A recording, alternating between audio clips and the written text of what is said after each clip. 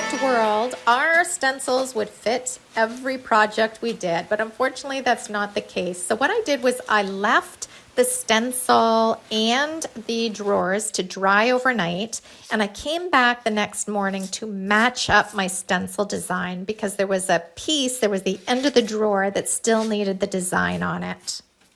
And I find it so much easier to match up a stencil design, a raised stencil design. When you're painting, if you use very little paint and you're using a dry brush, you can match it up while it's still, because it dries so fast, right? But raised stencil takes a while to dry. So I find it so much easier to let it dry 100% and then come back and match the stencil up. It's such a cleaner look.